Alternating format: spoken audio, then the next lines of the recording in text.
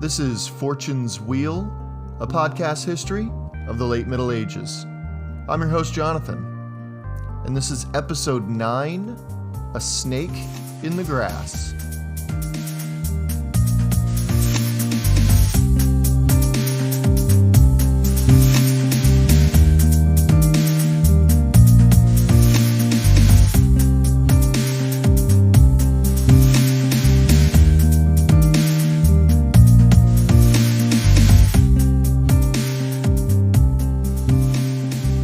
Today we're going to touch on a few different topics, but I promise they all center on the England of 1013 to 1014. We will begin by asking the question, why England? That is to say, why is England such a battleground for the Danish? What is it about this little island nation that sets it apart from other lands throughout medieval Europe, that makes it such a draw for Vikings and nation builders? Also, we establish English societal structure during this time and how it directly affects how things unfold during the Danish invasions of the early 11th century. And finally, we push our understanding further along as we see Ethelred's struggle, which isn't really anything new, let's be honest.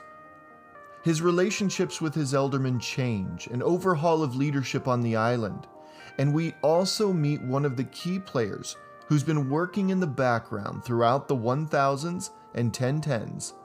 So far, much like a snake, weaves its way through the tall grass, striking when it's convenient and disappearing when it's not. I hope you enjoy the show.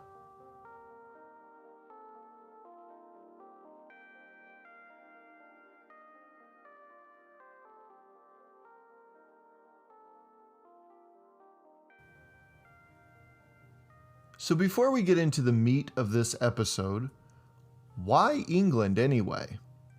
I mean, why were the Danes so interested in this island off the coast of such a rich and diverse and influential mainland?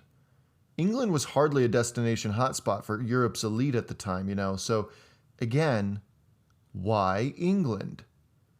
Well, to begin with, being separated by the mainland by an average of 20 miles of cold, choppy waters, England saw a major shrinkage of their trade routes and networking after the fall of Rome back in the 450s. I mean, England wasn't forgotten, but all of Europe seemed to shrink back locally as soon as the framework of the Western Roman Empire collapsed. It succumbed to the new authorities of those barbarians, as the Romans called them, of the Goths, the Ostrogoths, the Visigoths, and the Vandals sweeping through and disrupting the fairly stable equilibrium the Romans had already established. This left England somewhat alone until the Saxons arrived many decades later. Think King Arthur in the 500s. The expansive Roman road system developed over the last few centuries, well, these broke down considerably during that time, thus cutting off the farthest reaches of Roman Britain and making overland trade and travel harder and harder, and more susceptible to raiding and plunder by Celts and Picts and other local groups. Like Arthur, Roman walls built to protect them from those pesky Highlanders in the far north, the Antonine and Hadrian's walls, these also faded into the mists of myth and legend for a while. So by 1000, England had weathered local warfare between Saxons, Picts, Norwegian settlers, the Gaelic peoples of Irish and Scottish descent, Angles, Celts, the Welsh.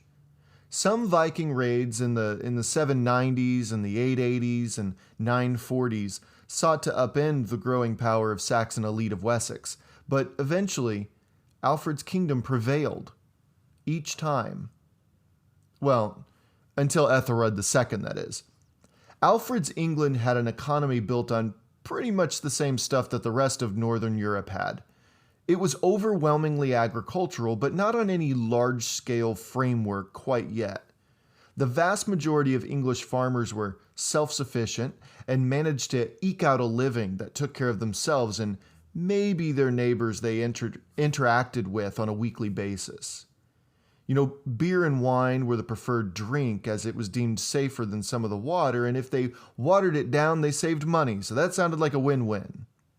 They also made cheeses from the milks of both cow and goat. Speaking of cows, cattle grazing was also a popular way to make money, and large tracts of grazing land was set aside for the most wealthy to maintain. By and large, even peasants seemed to be in fairly good health. But I found one interesting thing to point out here. Their staple food, bread, well, they ground their own wheat down to make it.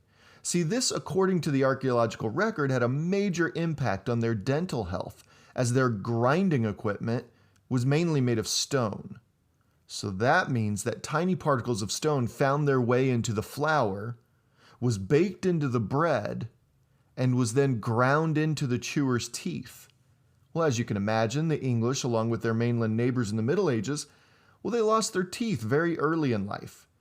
This would have a detrimental effect on their overall nutrition, as chewing is really just the first cog in the complex machinery of digestion. If food isn't chewed properly, the nutrients can't be fully absorbed into the body, see? Seems like a silly point to make, but think of the lasting implications that lack of specific nutrients can make on the human body. Makes one a little more appreciative for the little luxuries we enjoy today. So as for everyday life, they largely made their own homes, their own clothes, their own furniture, bedding, fences, tools. Of course, trade was a large part of this, but for the most part, the English were pretty self-sufficient and industrious people. When you take into consideration two other things on top of England's prosperity and the hardworking, self-sufficient nature of its people, it's no small wonder why foreigners would want to continue to harass and ultimately invade. The first is simple.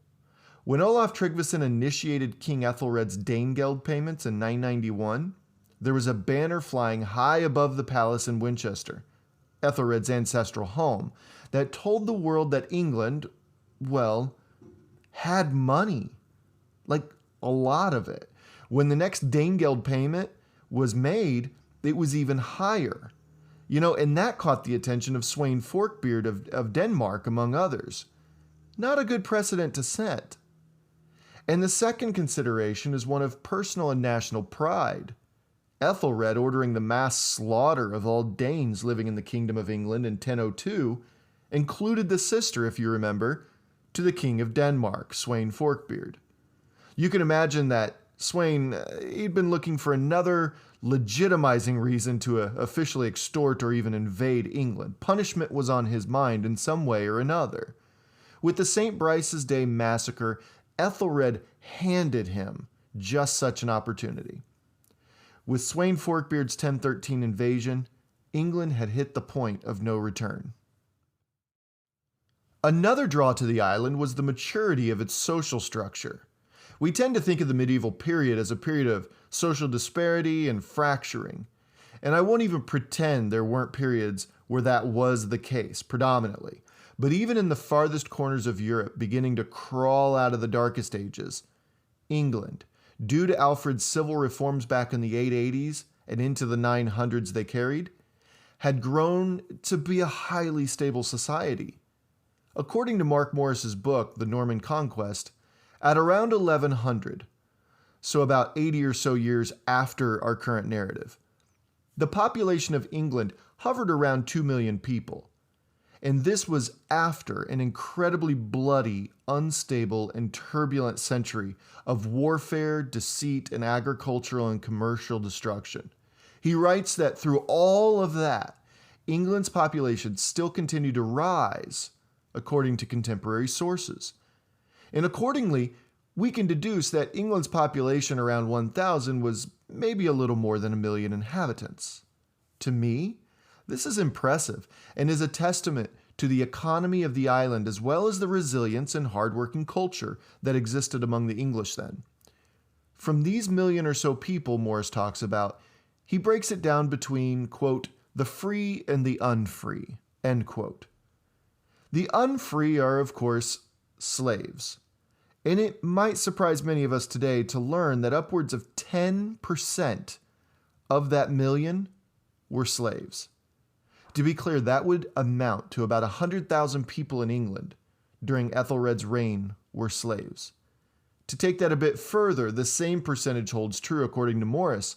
100 years later or so, by 1100, about 200,000 people in England were slaves. Yeah, you heard that right. Slaves. We keep hearing this pop up in the podcast, and again, I'm currently researching for a series down the road about the booming slave trade throughout medieval Europe, Africa, and the Middle East. But for now, don't forget that both the British and Irish islands were ripe for the picking for slave traders, both customers for importation as well as dealers for exportation. Mark Morris calls these slaves, quote, one of the main motors of the economy, end quote, which lends weight to the idea that slaves pushed revenues made from labor throughout the countryside. It was no wonder why England was able to bounce back so quickly throughout each devastating event in the 11th century.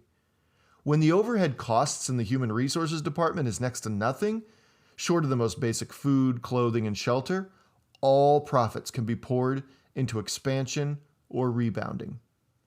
And as we know, one of the main motivators for Viking raids weren't just for wealth stripped from English and Irish monasteries, but also the Angles, Saxons, Welsh, and Irish were strong, healthy workers that caught high prices on the market. Many Irish, for instance, ended up in both Scandinavia as well as Cordoba, the prosperous Muslim stronghold in present-day Spain. Morris reports England as, quote, one of the principal hunting grounds, so individuals abducted from the coasts of Devon, Wales, or Northumbria might eventually find themselves laboring under a desert sun to construct a caliph's palace or members of a sultan's harem. And to rip the band-aid here, as despicable as the practice was, slaves were property, pure and simple. Like cattle or a boat or a hammer, owners could do with them whatever they wanted with little to no legal or social repercussions. I'll let you use your imaginations to ponder the depths of depravity some owners might have exercised upon their slaves at will. So moving up the social hierarchy, next were the peasants called churls. These were free people. However, I want to be clear as we dip our toes into the subject of feudalism after the Norman conquest of England, this idea will be bent and twisted and challenged rather uncomfortably, so stay tuned for that. But really, for this time period, the early 1000s, churls were proudly free men and women, insofar as they stayed out of debt and paid their taxes. About a quarter of the population were part of the nobility. This was a class of people who were largely the landowning population, and to set them apart from churls, who also owned their own land, the nobility owned a lot of land. To be a member of the noble class, one had to own well over 100 acres. When you reached the nobility, it was almost mandatory that you needed to serve in a public function as well. This was usually as a member of your local thing, which was essentially a local assembly of leaders. If you found yourself at the very tip-top of the nobility, you might even be privileged enough to travel with the king, dine with the king, and even become an acquaintance of the king's, but these people were few and far in between. Just shy of the king, at the very, very top of English society, were the ealdormen. We've met one already on this podcast. Well, briefly, Britnoth, way back in 991, was the ealdorman of Essex, who had had enough of Viking raids and sought to make a bold stand outside Malden. Remember him? England was separated into large principalities, for lack of a better word. They were Essex, Wessex, Sussex, Northumbria, East Anglia, and the 5 boroughs in Mercia. And each of them had one major family with one preeminent patriarch who led them. These people they called ealdormen, and the ealdormen, more or less, had the king's ear first and foremost. Ealdormen served as judges, deputies to the king, and even generals in wartime. Again, Britnoth led his army into battle, and he even died in that service. This societal hierarchy demonstrated a highly focused and mature political entity there in England by the year 1014. Morally or ethically abhorrent or not in places, from the top down, this social structure paved the way for England to be a wealthy and successful kingdom. Remember that this put them directly into the crosshairs of outside forces, namely Scandinavian Vikings. Each Danegeld payment since 991 increased because they could increase, because the invaders knew their king would not only pay it, but could pay it. Weak leadership and a strong economy are a crippling combination when bullies come torching your towns, hauling off your laborers, and demanding pay. Switching gears here, 1014 starts off with a 1-2 punch to both sides. Let's break it down. As of, say, November of 1013, Ethelred and his family, remember Emma traveled separately from her husband and children, which seemed rather odd at the time, sought sanctuary in his brother-in-law's home in Normandy, Emma's home. In the meantime, the Archbishop of York, Wulstan II, or Lupus as he styled himself, was apoplectic with rage at his countrymen as to their behavior in the preceding decades, and he let the world know about it in his Sermolupi ad Anglos on the last episode, the Sermon of the Wolf to the English. And by early February of 1014, here's the other part of that 1-2 punch, the new king of both England and Denmark was dead. This left the country in absolute disarray. Who would be king of England? I mean, forget Denmark. What about us? The nobles were in some serious hot water here. They had just sent their king packing, literally. They chose to back some brutish Viking king just weeks earlier, instead of their fellow Briton of almost 40 years. Why? Well, something we haven't touched on in the podcast so far is that Ethelred, well, I mean, okay, pardon the language, but Ethelred was an ass. I mean, this guy might have been the second son of a beloved Viking-expelling king who established peace on the island once again. But make no mistake, Ethelred was not his father. Nor was he his great-great-grandfather Alfred. Don't forget that Ethelred, at 12, assumed the throne only because his half-brother Edward was murdered at his own castle in Dorset just 3 years after being on the throne. People didn't forget it, as is abundantly evident in Wulfstan's sermon. And despite what they thought of young Edward as a person, they even in the years afterwards renamed King Edward as Edward the Martyr, after reports of his body being dug up by the clergy a year later and finding no real decomposition occurring. Miracle indeed. There's a lot to be said about how the people thought of Ethelred's rise to power, but the nickname for his brother, I think, kind of says it all. But there was a particular culture among the elite that needs to be fleshed out in order to get to better understand Ethelred's decisions and England's imminent collapse. And we trace it back to someone most people would never have thought. Alfred. Yeah, so it's safe to say that Alfred the Great is one of England's most beloved national heroes, even today. The same could be said of the England of 1,000 years ago, too. Everyone knew the stories of how Alfred took a beating, was even expelled from his throne by Guthrum, a Viking warlord who took all but Wessex, thus the titles of the historical fiction novel series by Bernard Cornwell and the Netflix series The Last Kingdom. And they also knew how Alfred, ever the scholar and military strategist, outwitted Guthrum and the other Viking chieftains and took back the lands of England and unified the disparate kingdoms. Alfred didn't just connect the kingdoms of Northumbria, East Anglia, Mercia, and Sussex to Wessex. He created a newish societal structure that unified it through commerce, taxation, and communication. He consolidated each part of each former kingdom and fit it into the hierarchy of the House of Wessex, who would rule England until his great-great-grandson, Ethelred II, over a century later. In fact, since the Saxons, his people, and the Angles were the largest groups in the new kingdom, he renamed the kingdom as a whole as the Anglo-Saxon kingdom. That's how they referred to it at the time, which was eventually shortened to England, or Land of the Angles and Saxons. One specific thing Alfred reformed was military service.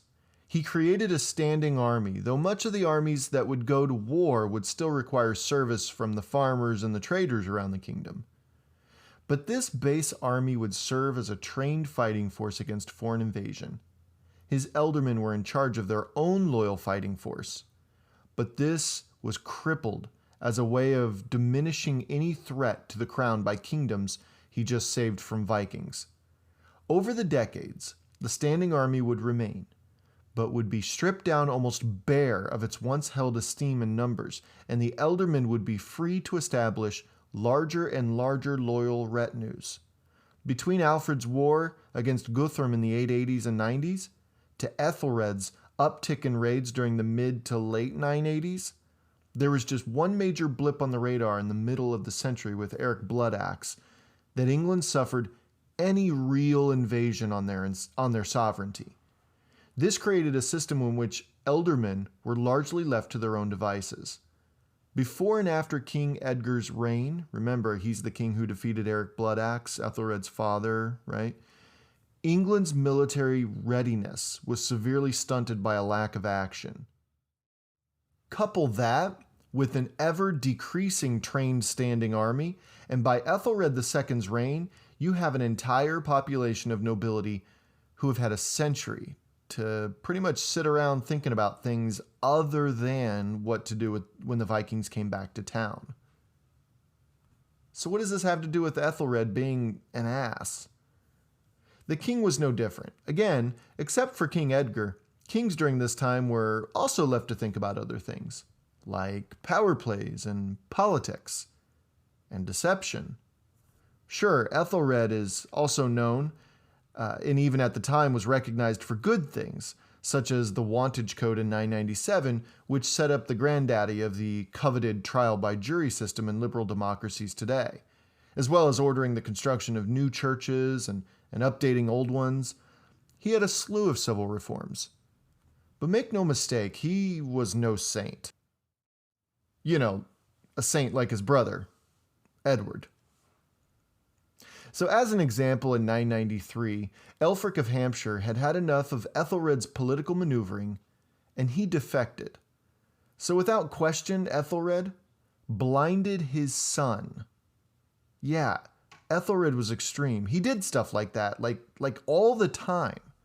And as we continue this narrative, keep an eye out for examples of this kind of leadership. But I think the thing that tops it all off was the person he listened to most when ruling. See, his name is Ethelred the Unready, but it's a bit of a misnomer, as I've said. It's actually a mistranslation that's been modernized to mean something it's not. The actual name is Ethelred Unred. Unred is Old English for ill-advised, not unprepared or unready. Readiness had little to do with it. It was more the counsel he sought out over all the others. See, he had this guy. He was an absolute scoundrel. He was ruthless. He was an opportunist. And for those that know the Lord of the Rings story, he was a lot like Grima Wormtongue, who twisted the ear and polluted the rule of King Theoden of Rohan. Now, to be crystal clear, this doesn't let Ethelred off the hook for anything, but it does offer an insight as to a lot of the decisions that were made and carried out, especially those on the more ruthless side of things. This guy was really nowhere to be found before 1001 in the records, when he was found listed as a witness to royal charters, though his father was a part of the Witan since the 980s at least. A Witan was the name of the king's council of ealdormen who met periodically to discuss matters of state and to offer advice to the king when asked. This guy came from Mercia. In fact, as of 1007, he took over his father's role as ealdorman of Mercia. Sometime within 2 years, he was married to the king's daughter from the first marriage, Eadgith. This marriage, to be honest, was kind of astounding. I mean, a king's children were very often pawns, save for the eldest couple boys who were groomed to someday take the crown. Younger sons were often sent to monasteries to bolster the esteem of that particular church, much like young Brian of the Dalgash was back in Ireland, but princesses were explicitly used to establish marriage alliances with surrounding kings. This marriage, to be honest, was kind of astounding. I mean, a king's children were very often pawns, save for the eldest couple boys who were groomed to someday take the crown. Younger sons were often sent to monasteries to bolster the esteem of that particular church, much like young Brian of the Dalgash was back in Ireland. But princesses were explicitly used to establish marriage alliances with surrounding kingdoms. Some were even married off to powerful but difficult to rein in noble houses within a kingdom as a way to tie that family's lands more securely to the crown. But rarely were daughters married off to well-established noble houses within a kingdom. So Ethelred marrying off his daughter to the Ealdorman of Mercia, well, that's a real head-scratcher. Eadgith's husband, Ethelred's newest son-in-law, an Ealdorman of Mercia, his name was Edric.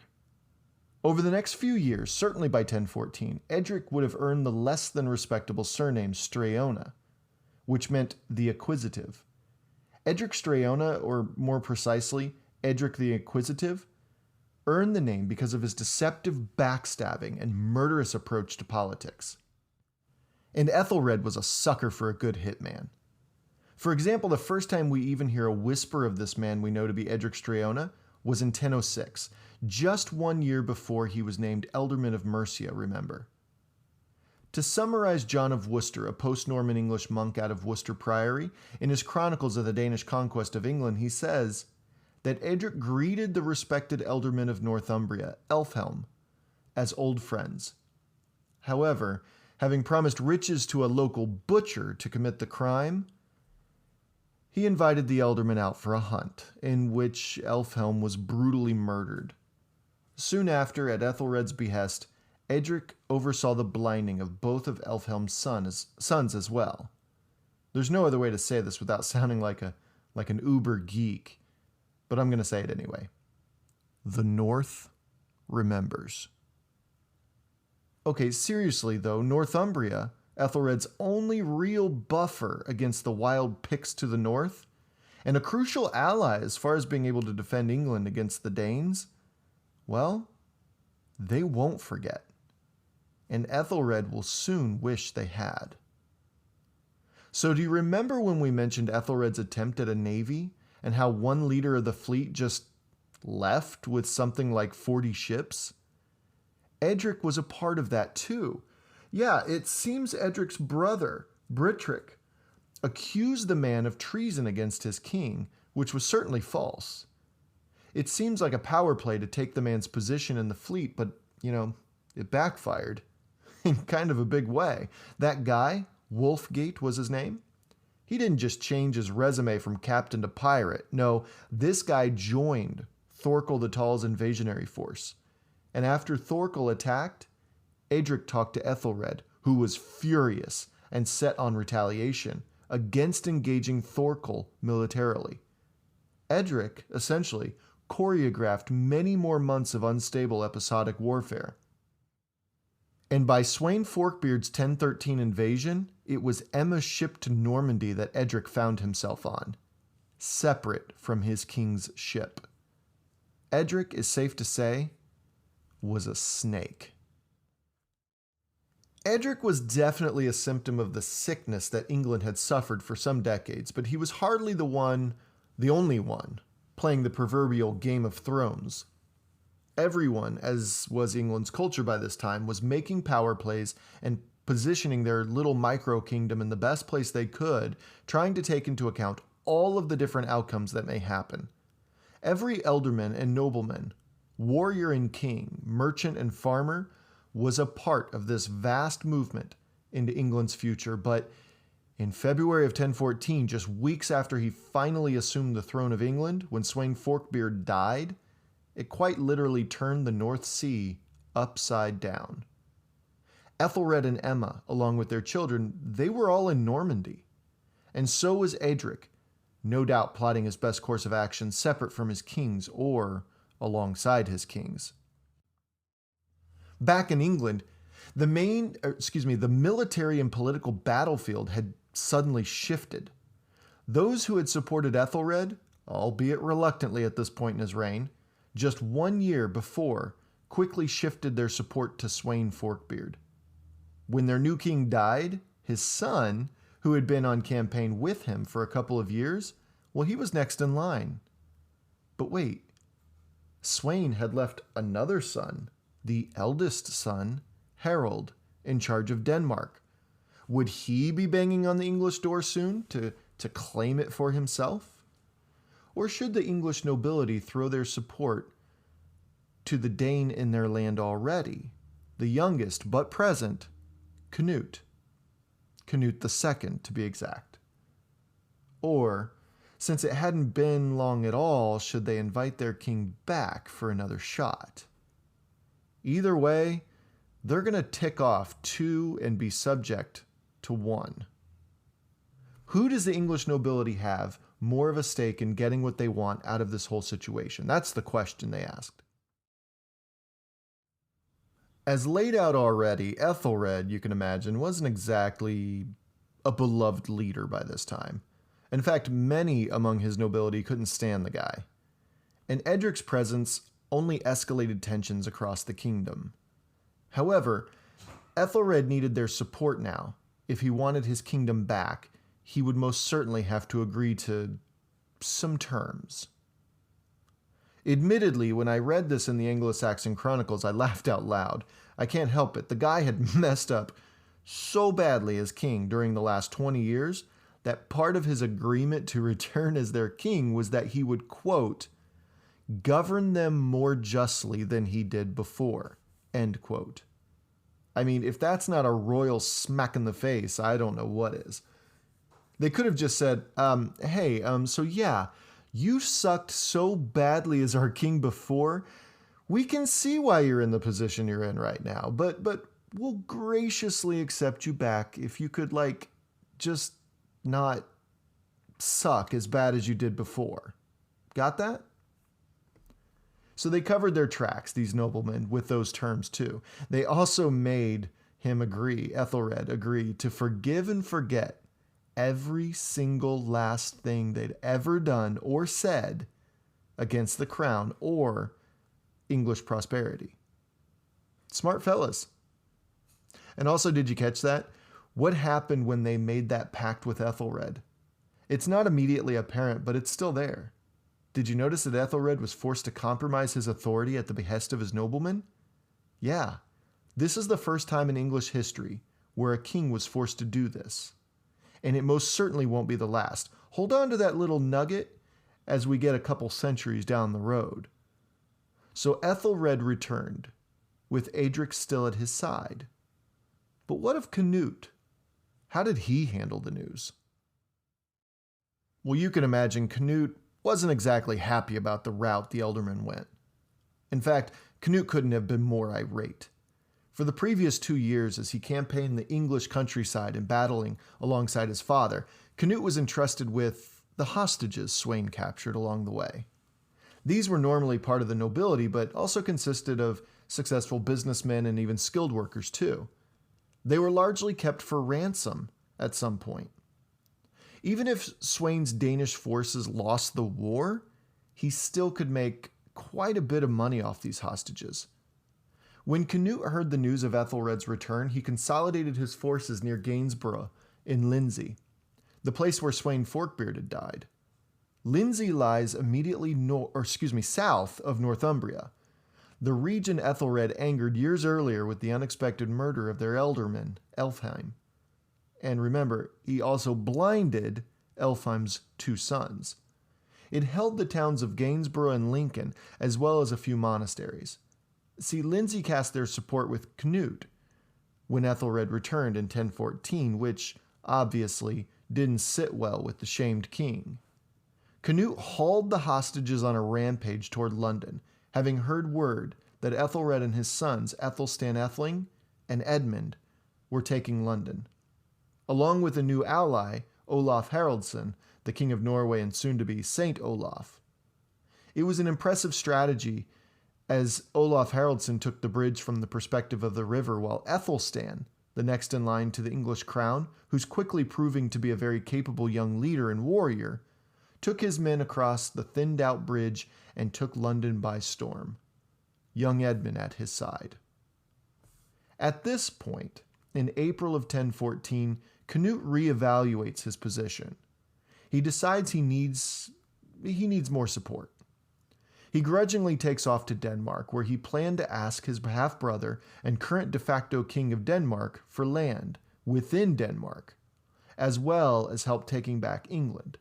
It was a bold move for the younger Canute, no doubt. What's to say that King Harold won't just off him as a potential usurper? But Canute had a bit of a hothead, see? And when you're a hothead, you tend to make some pretty rash decisions.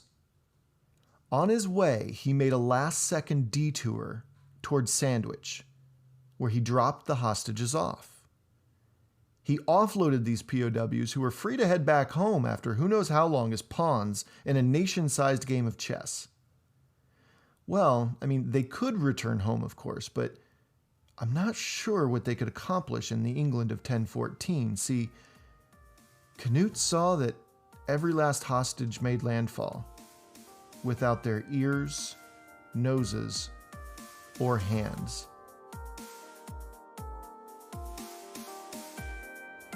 Wow. Well, I hate to end this episode on such a down note, but no one said life in medieval Europe was easy or pleasant. England's struggling in 1014, and I wish I could say that better times are ahead, but I just can't. Thank you all for downloading and listening. Our numbers keep increasing, which is a testament to all of you. So please keep sharing this podcast with those you know and on your social media accounts. Don't forget to tag us too if you share us on Twitter @WheelPodcast, or drop a quick line about the latest episode on the Facebook page. Just search for Fortune's Wheel Podcast. I update these pages weekly, and I would love to hear from you. Also, you can email the show at fortuneswheelpodcast@gmail.com, which I check almost daily. Canute was hardly finished with England in April of 1014. His brief resistance to Ethelred's return and his maiming and disfiguring of a whole load of English elite was just the beginning. When we return next week, we see one dynasty fall for good and another one rise, only to fall shortly after. I can't wait to tell you about it.